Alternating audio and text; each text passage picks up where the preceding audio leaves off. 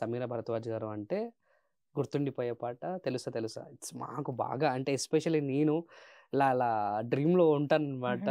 So, how is అది ఎలా వచ్చిన సాంగ్ అంటే అన్నీ కూడా మీకు రావడం కూడా ఎలా వస్తుండే సాంగ్స్ ఎలా వచ్చేటివి? ఎన్ని స్ట్రగుల్స్ అండ్ ఎలా?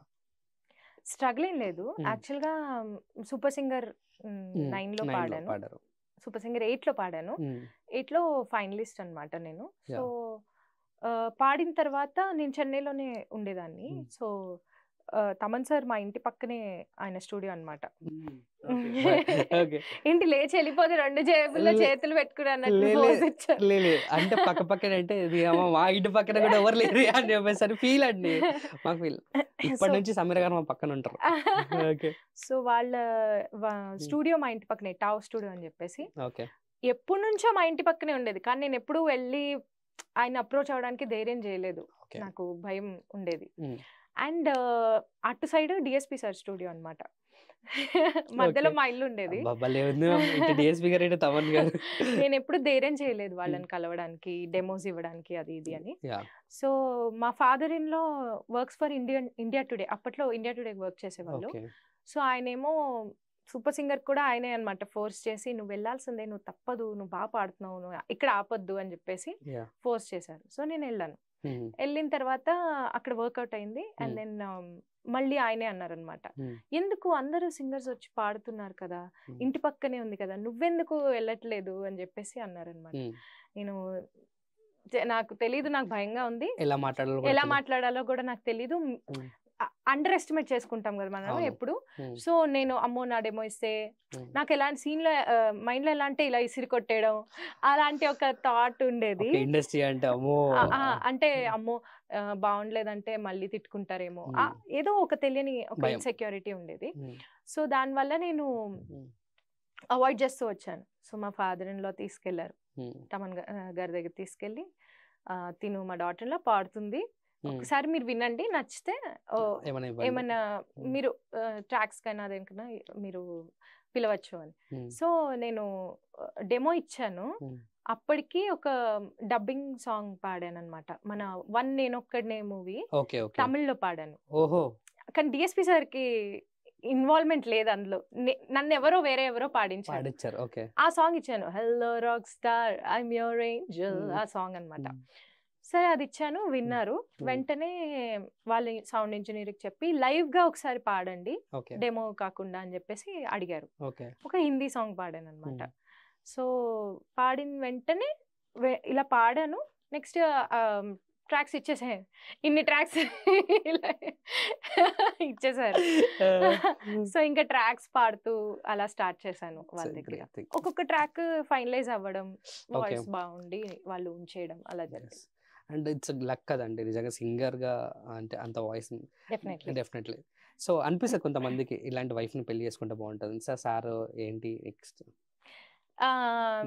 మా హస్బెండ్ డెఫినెట్లీ ఆయనకి సింగింగ్ అంటే చాలా ఇష్టం.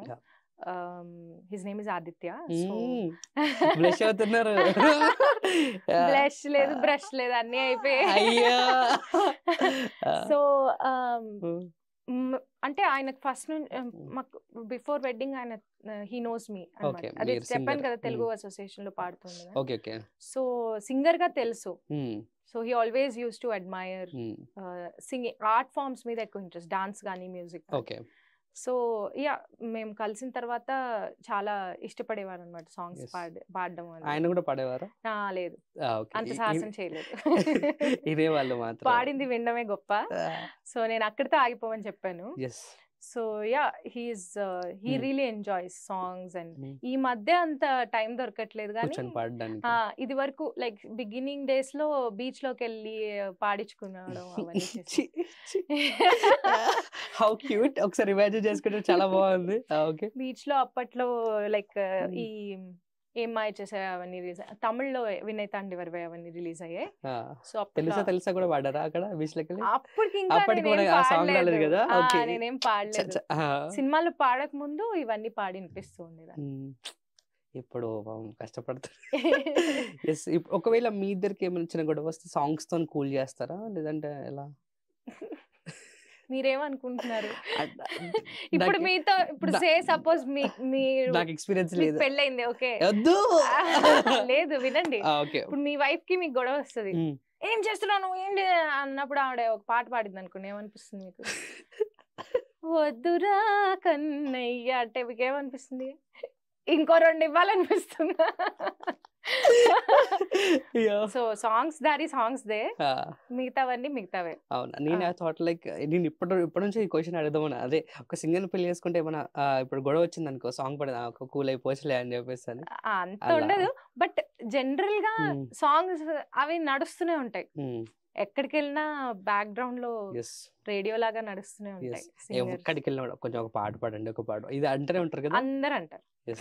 అంటూనే ఉంటారు. ఎప్పుడు హౌస్ ఫీలింగ్ కొన్నిసార్లు మంచిగా అనిపిస్తుంది, కొన్నిసార్లు ఇంటర్ ఇది అనిపిస్తుంది. అనిపిస్తుంది ఇప్పుడు నేను అడుగుతున్నప్పుడు అది వాటర్ ఎక్కడుందండి సారీ బట్ తప్పదు, దాన్ని భరించాల్సిందే. లేదు ఎక్కడికి వెళ్ళినా అడుగుతారు Yeah. ముఖ్యంగా ఫ్యామిలీ ఫంక్షన్స్ లో Hmm. కానీ ఎక్కడైనా అడుగుతూనే ఉంటారు. Yes. ఇంకా అలవాటైపోయింది అలవాటైపోయింది చిన్నప్పటి చిన్నప్పటి నుంచి. నుంచి. మా అమ్మ అలానే టార్గెట్ చేసేది నన్ను చిన్నప్పటి నుంచి. ఎవరు చుట్టాలు వచ్చినా నుంచోబెట్టి నాన్న పాట ఫస్ట్ పాడు. 2 పాడు 3 పాడు వాళ్ళందరూ వింటూ ఉంటారు. Hmm. సో నేను ఇంకా కంటిన్యూ చేస్తూ ఉంటాను. అలవాటైపోయింది. అక్కడ వాళ్ళకి ఇప్పుడు సే సపోజ్ మ్యారేజ్ ఉంది అనుకోండి, వాళ్ళు అరేంజ్ చేసుకుని తలంబ్రాలకి ఇప్పుడు కలుపుకొని అవును. ఆమె చేసే గ్యాప్ లో మనం తోస్తారనమాట. పాడు. గ్యాప్ వచ్చింది వెళ్ళు వెళ్ళు గ్యాప్ వచ్చింది వెళ్ళు అంటారు. సరే ఓకే మనకి ఒక రోజు వస్తుంది Yes. అనుకునేదాన్ని. Coming to and Allu Arjun అన్న, సో అన్నని ఎప్పుడైనా మీటారు అల్లు అర్జున్ అన్న? meet అయ్యాను. ఎప్పుడంటే ఏంటి ఇక్కడ కపుల్ ఆఫ్ టైమ్స్ మీట్ అయ్యాను. మ్మ్. ఈ ఈ మంచి- సాంగ్ పాడినప్పుడు meet తెలుసా అయ్యాను. తెలుసా. యా తెలుసా తెలుసా పాడినప్పుడు మ్మ్. కలిసాను. మ్మ్.